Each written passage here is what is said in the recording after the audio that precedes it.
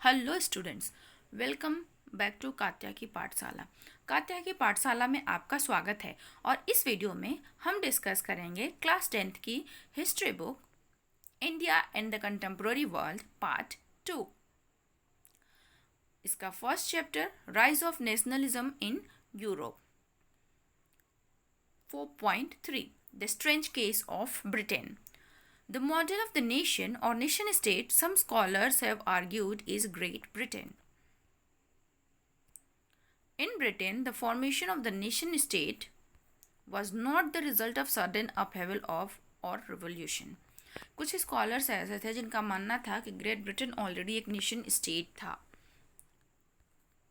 Britain में जो nation state का फॉर्मेशन हुआ वो एक सडन रिवॉल्यूशन नहीं था, अचानक से कोई भी रिवॉल्यूशन नहीं हुआ था और ये बहुत लंबा चला हुआ प्रोसेस था। There was no British nation prior to 18th century. Britain में 18th सेंचुरी से पहले कोई ब्रिटिश नेशन नहीं था। The primary identities of the people who inhabited the British islands were ethnic one.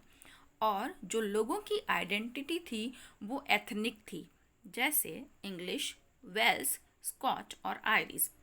All of these ethnic groups had their own culture and political tradition। और जितने भी ये ethnic groups थे, ये जो 4 ethnic groups थे, इंग्लिश, वेल्श, स्कॉट और Irish, इनके अपने अपने कल्चर और political traditions थे।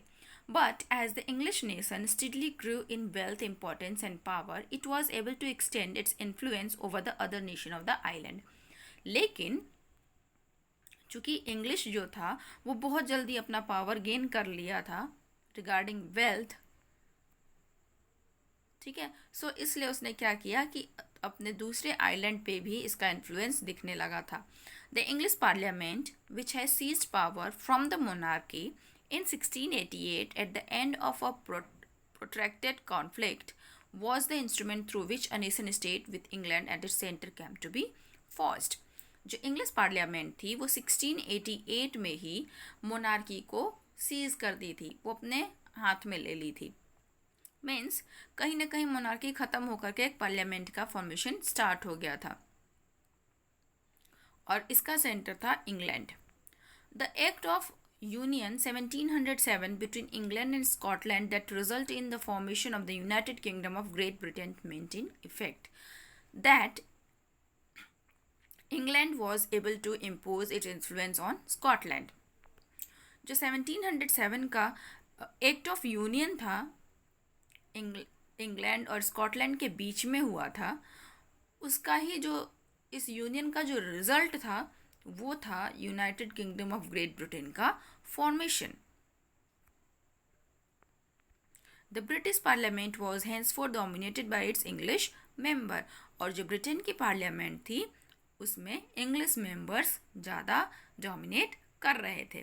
The growth of a British identity meant that Scotland distinct culture and political institutions were systematically suppressed.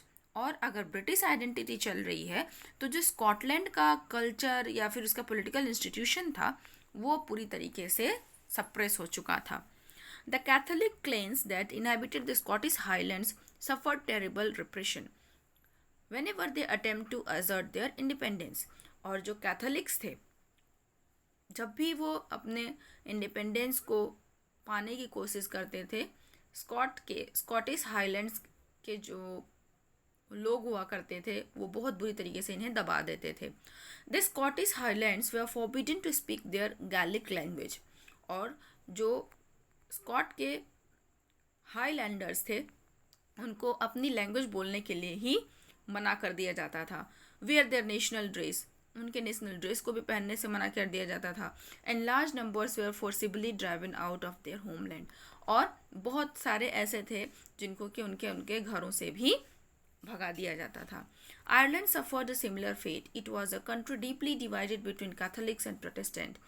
Ireland इस चीज़ को सफ़र करने वाला कंट्री था जो कि कैथोलिक्स और प्रोटेस्टेंट के बीच में डिवाइडेड था। The English help the Protestant of Ireland to establish the dominance over largely Catholic country. जो इंग्लिश लोग थे उन्होंने क्या किया, प्रोटेस्टेंट को